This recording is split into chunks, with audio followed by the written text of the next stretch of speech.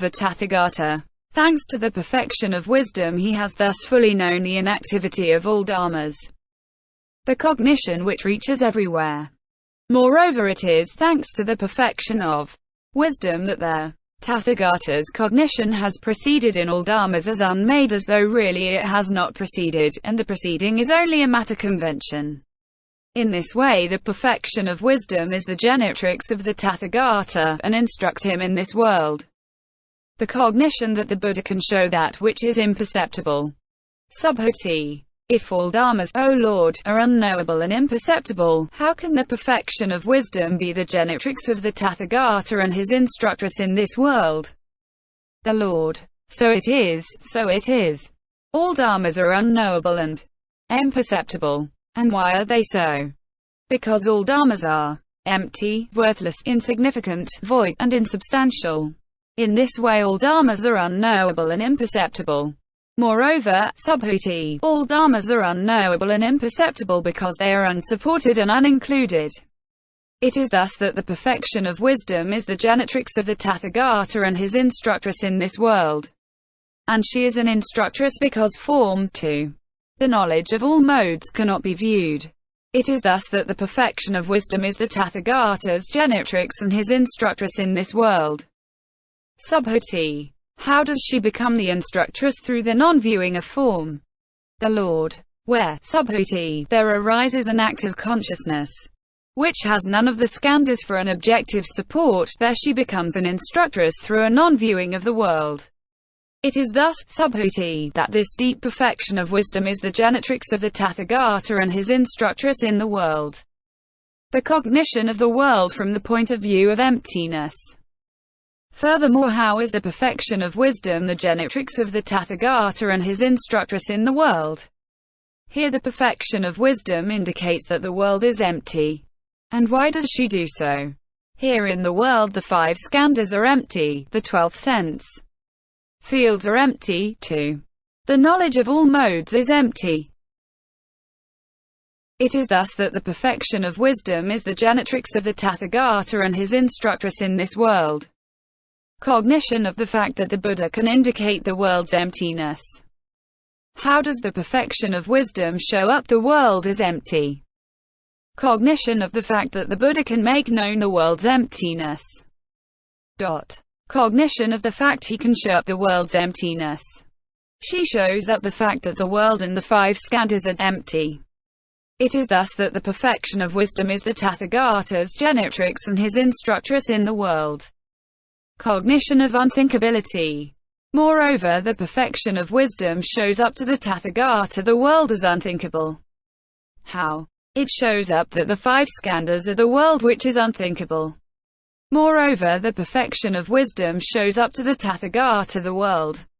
In other words, the 5 skandhas, as isolated, as absolutely empty, as empty of own being, as empty through the non-existence of own being. Cognition of unthinkability. Moreover, the perfection of wisdom shows up to the Tathagata the world, or the 5 skandhas, as calmly quiet. The cognition of the cessation of the world.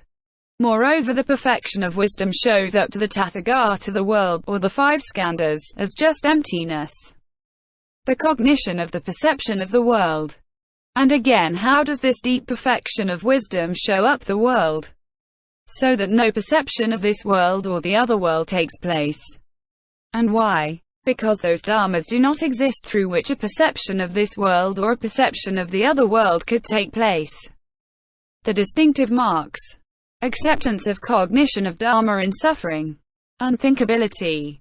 Subhuti. For the sake of a great performance, O Lord, has this perfection of wisdom been set up, for the sake of an unthinkable, incomparable, immeasurable, and equal to the unequalled incalculable performance. The Lord. So it is, subhuti, so it is. And how has the perfection of wisdom been set up as a great performance? It is a great performance on the part of the Tathagatas that they protect all beings and do not abandon them.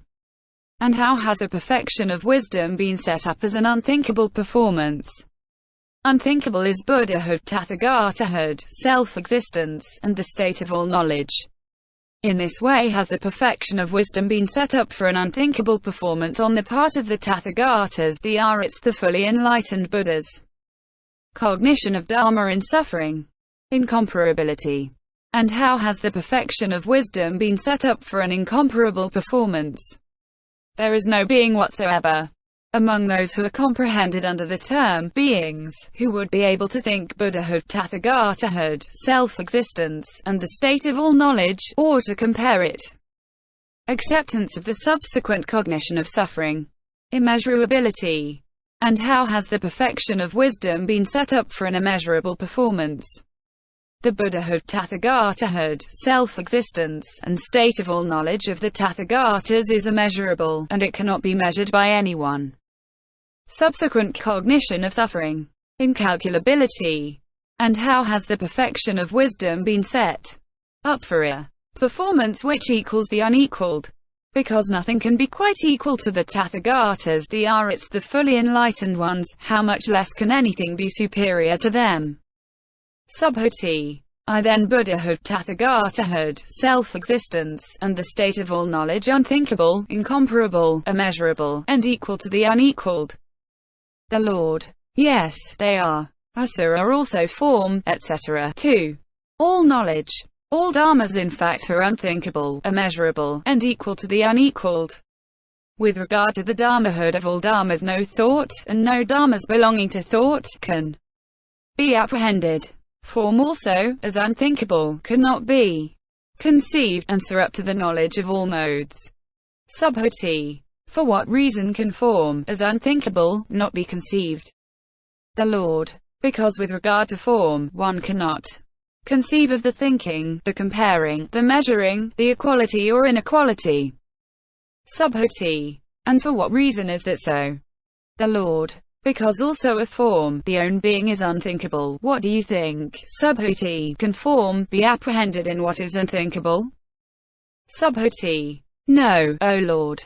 The Lord. In that manner all dharmas are unthinkable. And these tathagata dharmas of the tathagata are unthinkable. They are unthinkable because thinking has ceased and been transcended, comparing and measuring have ceased and been transcended, equality and inequality have ceased and been transcended. Unthinkable, that is a synonym of incomparable. These tathagata dharmas of the tathagata are unthinkable because space is unthinkable, incomparable because space is incomparable. This also is of the tathagata. The tathagata unthinkability, incomparability, immeasurability, and equality to the unequalled, which cannot be thought or compared by the world with its gods, men, and asuras. Thus are the Buddhas immeasurable, thus are the Buddha dharmas immeasurable. When this chapter on the tathagatas' unthinkability was being taught, the minds of monks were freed, without further clinging, from the outflows, and so were the minds of 2,000 nuns. 6,000 lay brethren obtained with regard to dharmas the pure, dispassionate, unstained dharma. 20,000 bodhisattvas won the patient acceptance of dharmas which fail to be produced, and the Lord has predicted that they will become Buddhas in this very Bhadrakalpa. End chapter 43.